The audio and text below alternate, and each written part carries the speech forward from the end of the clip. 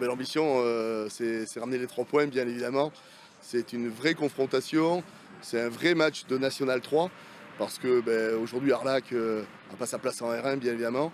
Et nous, notre volonté, c'est rapidement pouvoir rejoindre l'élite du dessus et jouer en National 3. Là, c'est un match un peu couperé, hein, parce qu'on fait partie des 4 équipes qui sont potentiellement à la recherche de cette fameuse National 3. Donc on va tout mettre en œuvre pour faire en sorte, dès cette soirée, hein, d'être toujours dans la course pour pouvoir jouer la montée en National 3. Et c'est parti pour cette journée de Régional 1 poussée entre Saint-Paul Sport en blanc et Mérignac-Carlac en vert. Et Saint-Paul Sport qui est à l'attaque tout de suite avec Baptiste Pesque ici. Il se retourne, il frappe.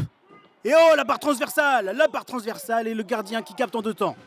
Saint-Paul Sport qui continue d'attaquer sur l'aile gauche, le centre directement dans les gants du gardien. Babacar Mbaye qui va partir tout seul. Babacar Mbaye, il dribble à droite, puis à gauche, il va sûrement frapper. Babacar Mbaye, ça va passer juste à côté. Mérignac-Carlac qui passe pas loin de l'ouverture du score ici.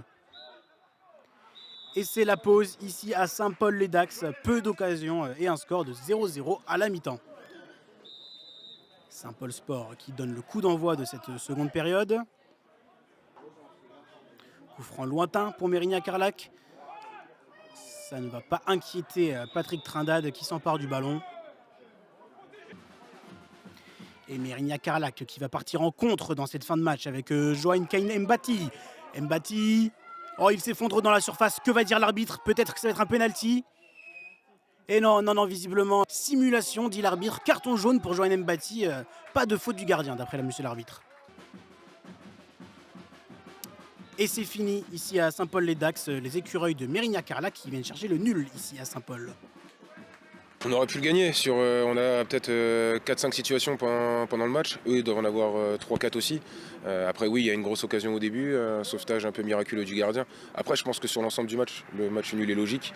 Entre 2 bonnes équipes du championnat, grosse intensité. Ça ressemblait un petit peu au match de Cestas. Donc on aime jouer des matchs comme ça, hein, que ce soit joueur ou entraîneur. On aimerait en jouer tous les samedis. Donc non, le nul me paraît logique. Et sur le contenu, fier des joueurs de ce qu'ils ont produit contre une très bonne équipe. Une première équilibrée, je pense qu'en deuxième, on a pris un peu le dessus, on était constamment chez eux, ça s'est joué à pas grand chose, on a manqué de lucidité un peu dans le dernier geste. Mais voilà, globalement très satisfait parce que voilà, ils étaient venus prendre un point chez nous, on reprend un point chez eux. C'est le jeu, mais le championnat est encore long, mais on a vu de belles équipes.